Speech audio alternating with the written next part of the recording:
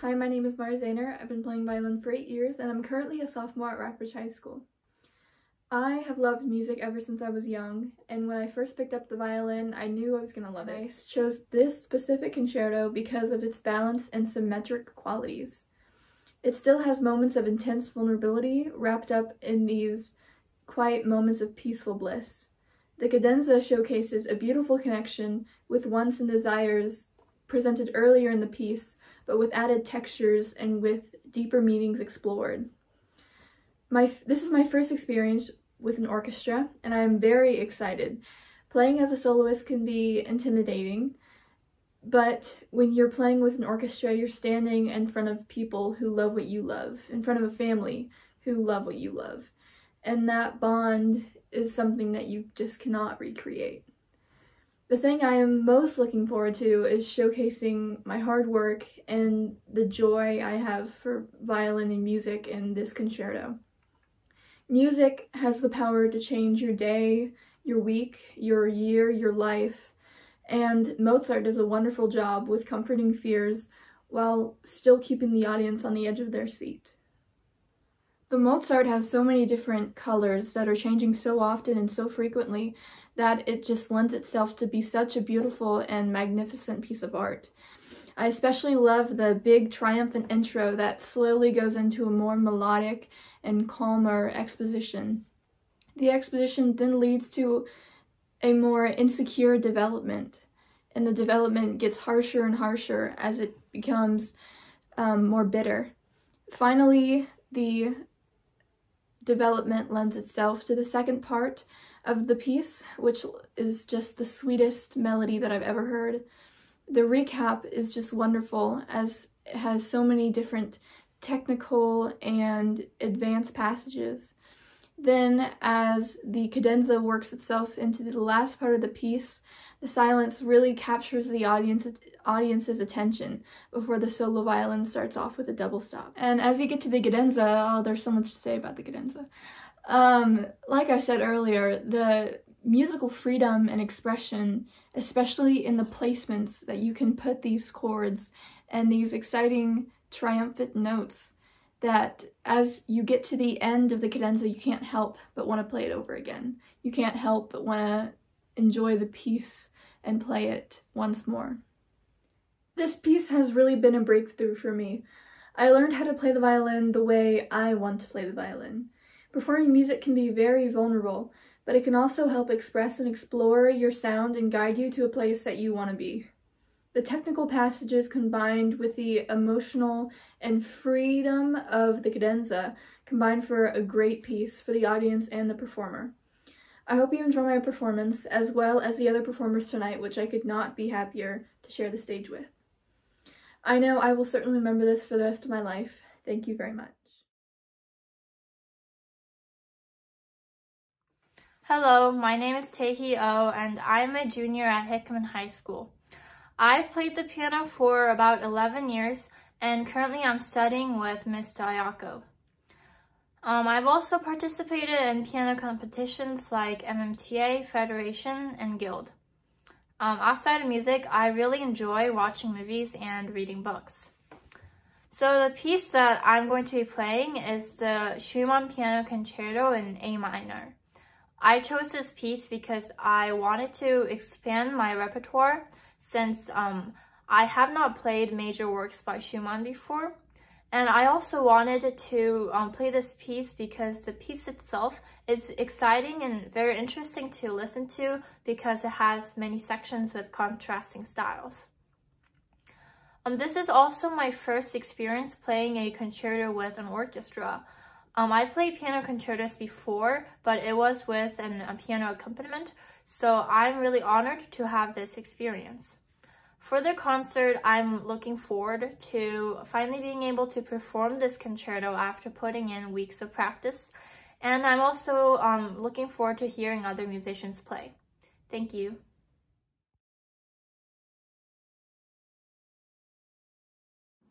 Hello friends, I hope that you're doing very well. My name is Anthony Wu, and I am a 17-year-old senior at Rockbridge High School, and I am also a prospective piano major. Now, of course, in order to be a piano major, the piano has to be the love of your life, and it very much is for me. But apart from playing the piano, I love going on long walks and just enjoying the scenery. I love chatting with my dear friends. Perhaps a little bit too much, because my teachers get a little bit annoyed at me for that one, but it's all right. And I also very much love fresh flowers.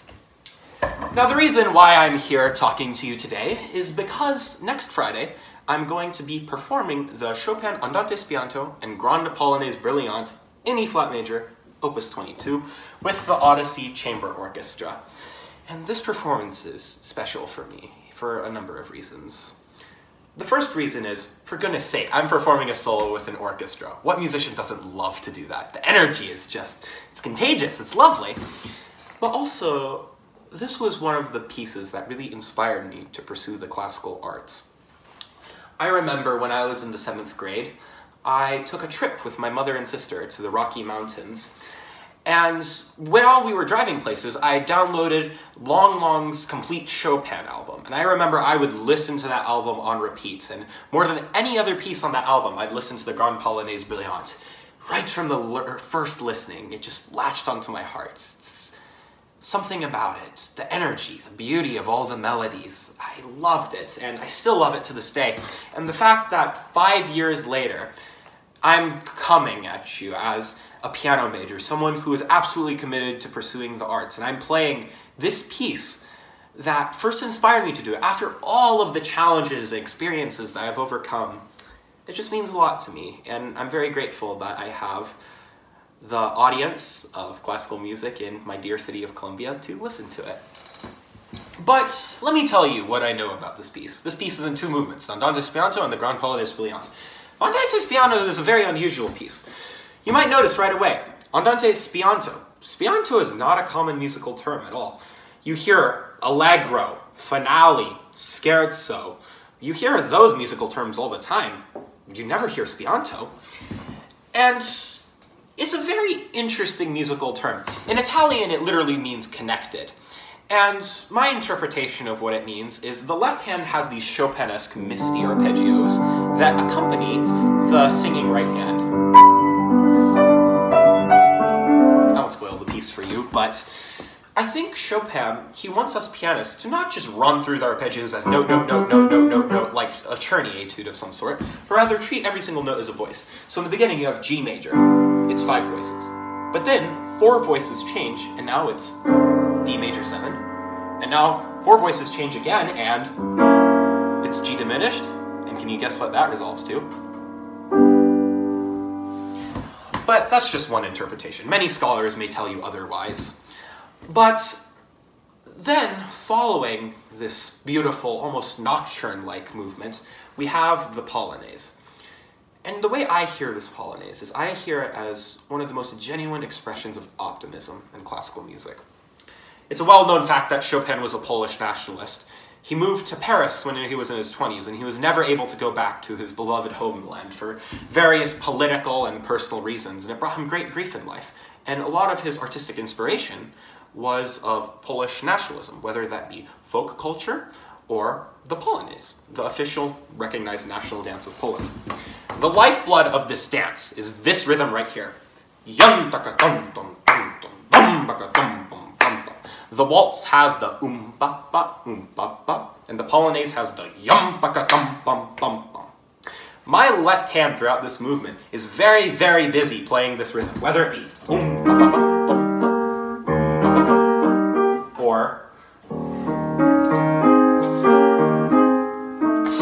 or whether it be, it's always consistently playing that. And this is something that unifies the piece, because everything else about the piece is wildly contrasting, from the singing and beautiful first theme to the tragic minor theme in the middle to the incredibly triumphant coda. It's all wildly different, but all connected by this rhythm. Yum, baka, dum, dum, dum, dum. And how I hear it is Chopin, after exploring all that there is to life, all of the joys, all of the beauties, yet also all of the tragedies, all of the suffering. Chopin comes to the conclusion that after all of it, yes, life is something that is worth waking up to every single day. Because just the fact that we are alive, just the fact that we have this energy of being humans on planet Earth, this is something that is with us every single day. And it is something that all of us should look forward to experiencing every time we get out of bed. And I very much hope that you will hear this in our performance of this piece next Friday. And I also very much hope that you have a lovely day. Thank you so much for listening to me, and I hope to see you next Friday. Hi, my name is Colleen Ostercamp. I'm sitting here at the Council of First Baptist Church organ here in Columbia, Missouri. I'm inviting you to the Baroque Concert on February 18 at 7 p.m. Come to our beautiful sanctuary for this music, or come to the YouTube channel of the Odyssey Chamber Music Series. I'll be performing an organ concerto. It's quite a beautiful little piece of music. It sounds like two orchestras, of course, because I'm doing one part and there will be a string ensemble as the accompaniment. This is written by Albrechtsberger. He was an Austrian composer, 1736 to 1809. He was a music theorist. He was also one of Beethoven's teachers. His music is quite predictably Baroque in its cadences. I love it for all the little flourishes that he uses in the music, yet well balanced with all the melodies. He never did step out of those Baroque ideas. Very predictable. Anyway, you'll love it. It soothes your soul. It inspires me a lot, as I've always known that there were organ concertos, but never performed one myself. So it'll be a fun experience for me, and I hope a pleasant evening of music for you, as there are some other fine pieces on the program that evening. So come and enjoy. Welcome to First Baptist. And thank you for the 30 years my church family have invited me here. Thank you.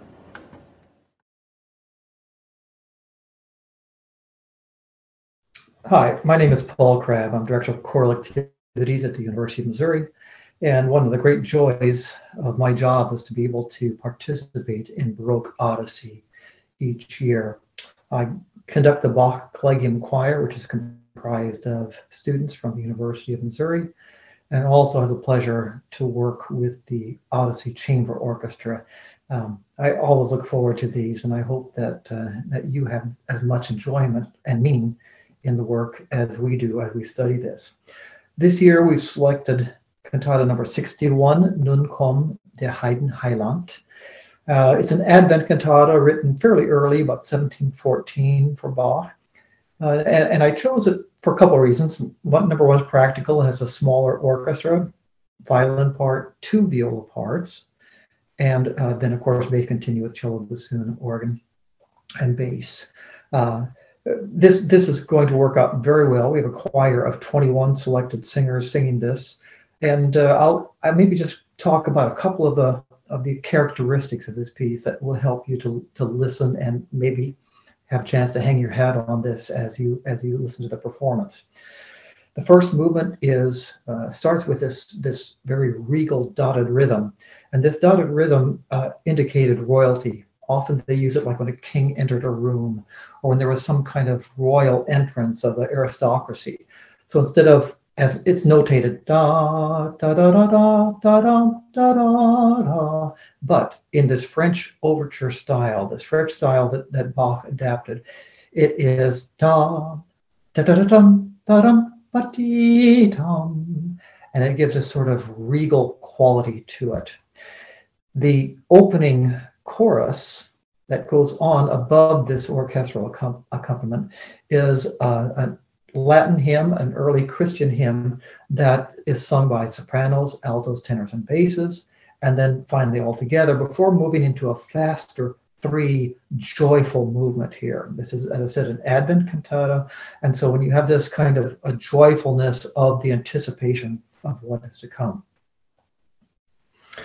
The second movement is a tenor recitative that says, the Lord has come, and he asks the Lord to enter into our people's lives in the aria that follows.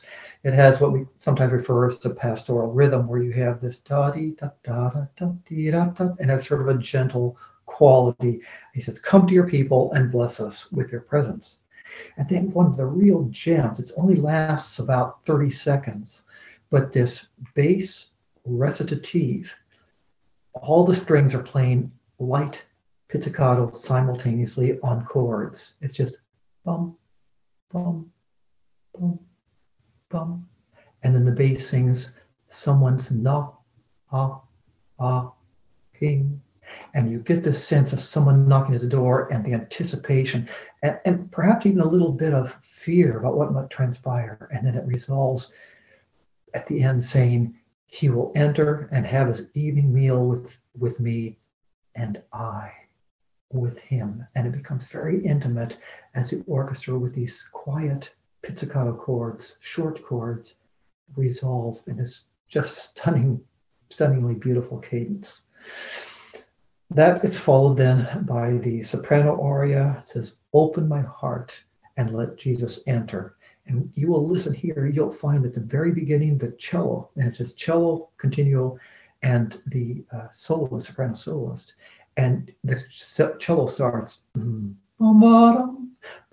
which is the same thing when the soprano sings, so you get this sense of this conversation, which is another Baroque characteristic. The cello sounds like it's singing the same words as the soprano, as they do this kind of interplay and this conversation through this. The final movement then goes into another chorus. Again, it's very brief, maybe 30 seconds, 40 seconds long.